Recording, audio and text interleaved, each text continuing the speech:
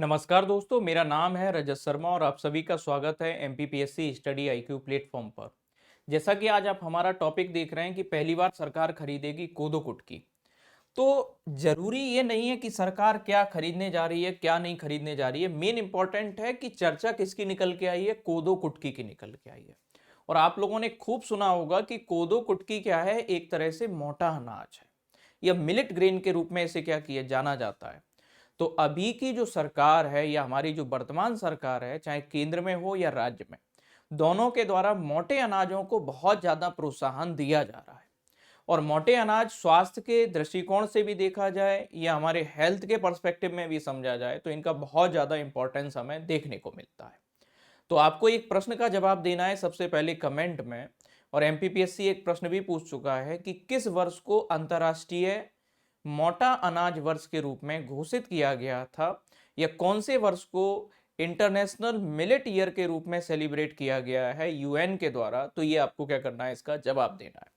अब चलिएगा हम लोग डिस्कशन को क्या करते हैं, शुरू करते हैं। ये न्यूज क्यों आया कि अभी देखोगे कि रिसेंटली हमारे जो मध्य प्रदेश का जो कैबिनेट है उसकी मीटिंग हुई। उस मीटिंग में एक डिसीजन लिया गया है, और वो डिसीजन क्या लिया गया है कि मध्य प्रदेश सरकार के द्वारा 14 अक्टूबर 2025 को कैबिनेट की मीटिंग में डिसीजन ये लिया गया कि रानी दुर्गावती श्री अन्न प्रोत्साहन योजना के अंतर्गत पहली बार कोदो कुटकी का प्रोक्योरमेंट यानी कि उपार्जन किया जाएगा। मतलब इससे पहले अभी सरकार के द्वारा कोदो कुटकी कभी भी नहीं खरीदी गई है।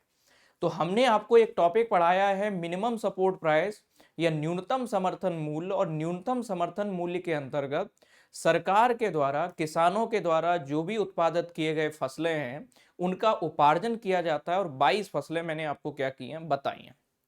यह 22 क्रॉप्स ऐसे हैं जिनका सरकार मिनिमम सपोर्ट प्राइस पर क्या करती है, उपार्जन करती है।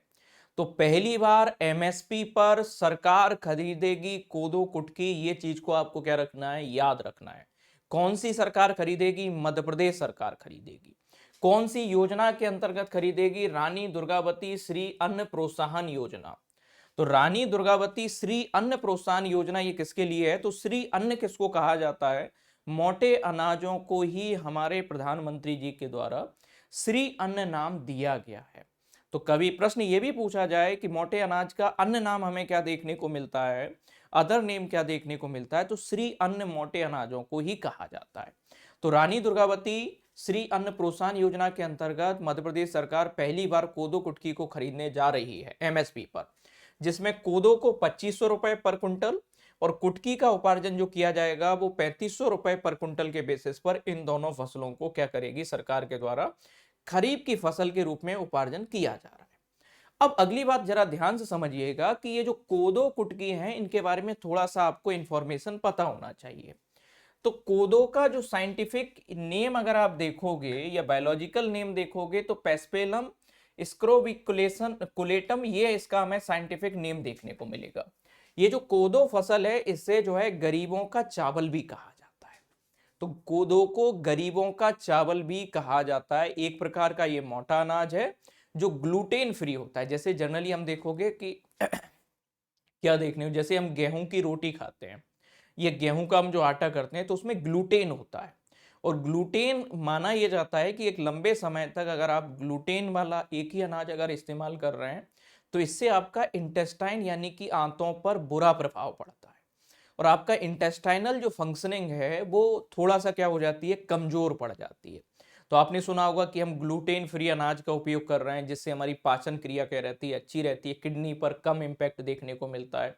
तो कोदो कैसा है, एक प्रकार का मोटा अनाज है और जिसमें ग्लूटेन नहीं होता। इसके अलावा कौन कौन से तत्व इसमें देखने को मिलते हैं, आयरन, कैल्शियम, प्रोटीन और मैग्नीशियम, ऐसे तत्वों की हमें प्रचुरता देखने को मिलती है कोदो के अंतर्गत।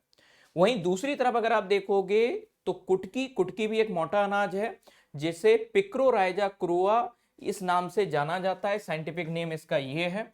इसे लिटिल बाजरा या छोटा बाजरा भी कहा जाता है। तो ये छोटा मोटा अनाज है, बाजरे से छोटा इसका दाना होता है। इसमें प्रचुर मात्रा में प्रोटीन, फाइबर, कॉपर यानी कि तांबा, लौह तत्व, कैल्शियम और मैग्नीशियम ऐसे तत्व हमें देखने को मिलते हैं, और विटामिन बी भी देखने को मिलता है। तो सबसे पहली बात आपने देखा कि कोदो कुटकी ये दोनों ही मोटे अनाज या श्री अन्न है।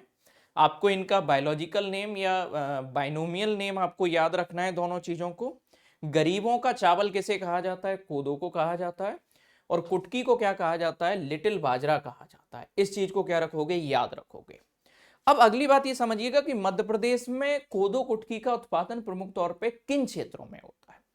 तो अगर मध्य प्रदेश में अगर आप देखोगे तो मध्य प्रदेश में खास तौर पे पूर्वी मध्य प्रदेश, ईस्टर्न जो मध्य प्रदेश है या सेंट्रल और ईस्टर्न जो मध्य प्रदेश है, उसमें हमें मेनली क्या देखने को मिलेगा? कोदो कुटकी का उत्पादन देखने को मिलता है। जैसे जबलपुर कटनी रीजन, मंडला, डिंडौरी, उमरिया, रीवा, शहडोल, अनूपपुर, सीधी और सिंगरौली। मतलब आप क्या देख रहे हो? जो पूर्वी क्षेत्र है मध्य प्रदेश का या नॉर्थ ईस्टर्न खासतौर पर जो हिस्सा है मध्य प्रदेश का, उस हिस्से में प्रमुख तौर पे मध्य प्रदेश में कोदो कुटकी का क्या किया जाता है? उत्पादन किया जाता है। अगली बात ये समझिएगा कि कुछ जैसे एमपीपीएससी इंटरव्यू में कई बार क्वेश्चन ऐसा पूछा गया है कि मोटे अनाज के अंतर्गत कौन कौन सी फसलें शामिल होती हैं। क्या बाजरा मोटे अनाज में शामिल होता है? क्या गेहूं मोटे अनाज के अंतर्गत शामिल करते हैं हम? या चावल को मोटे अनाज के अंतर्गत शामिल माना जाता है? तो बाजरा, गेहूं, सॉरी, बाजरा तो मोटे अनाज के अंतर्गत शामिल होता है। गेहूं, मक्का या इसके अलावा जैसे अगर आप देखोगे जो हम रेगुलर बेसिस पर जो फसलों का उपयोग करते हैं, इन्हें मोटे अनाज जैसे चावल, ये मोटे अनाज में शामिल नहीं होता है। मोटे अनाज के अंतर्गत या मिलेट ग्रेन के अंतर्गत मेनली ज्वार, बाजरा, रागी, कोदो कुटकी, कंगनी और सांवा या सनवा, ये चीजों को क्या किया जाता है? मोटे अनाज की अंतर्गत शामिल किया जाता है। ज्वार जिसे आप सोरगम भी कहते हो, बाजरा इसे पर्ल मिलेट के नाम से भी जाना जाता है। तो जो बाजरा है, इस बाजरे को पर्ल मिलेट के नाम से भी क्या किया जाता है? जाना जाता है। रागी के अन्य नाम अगर आप देखोगे तो कुछ क्षेत्रों में से मंडुआ या लाक्ष्मी के नाम से भी जाना जाता है। कोदो, इसे मैंने आपको बता चुका हूं, गरीबों का चावल कहा जाता है। कुटकी को लिटिल मिलेट कहा जाता है। कंगनी को फॉक्सटेल मिलेट के नाम से जाना जाता है। सांवा या सनवा को वर्नयार्ड मिलेट के नाम से जाना जाता है। तो जितने भी ये आपको मैंने मोटे अनाज बताए, तो मोटे अनाज के अंतर्गत क्या क्या चीज शामिल होती है? ज्वार, बाजरा, रागी, कोदो कुटकी, कंगनी और सांवा या सनवा। इनको किसको, किस मोटे अनाज को किस नाम, उपनाम से जाना जाता है, इस चीज को भी आपको क्या रखना है? याद रखना है। तो अब आपको कमेंट में मैंने एक तो पूछा इंटरनेशनल मिलेट ईयर कब मनाया गया, दूसरा कमेंट में यह भी बताना है कि एमएसपी, सरकार के द्वारा एमएसपी पर जो फसलों का उपार्जन किया जाता है, वो 22 फसलों का उपार्जन किया जाता है। सरकार एमएसपी की घोषणा कितनी बार करती है एक वर्ष में? दूसरा, किसकी सिफारिश पर एमएसपी का क्या किया जाता है? अनाउंसमेंट किया जाता है। ये रेगुलर क्लासेस में, लाइव सेशंस में मैं आपको पढ़ा चुका हूं, तो इसको जवाब आपको बताना जरूरी है। तो इसके अलावा इन चीजों को क्या रखिएगा? ध्यान रखिएगा। यहां से प्रश्न इंटरव्यू तक में पूछे गए हैं और बहुत इंपॉर्टेंट है। और हमारे पेपर 1 में भी यहां से एक टॉपिक आपको देखने को मिलता है, तो उस चीज को ध्यान में रखिएगा। थैंक यू एवरीवन, बने रहिएगा एमपीपीएससी स्टडी आईक्यू के साथ। Thank you.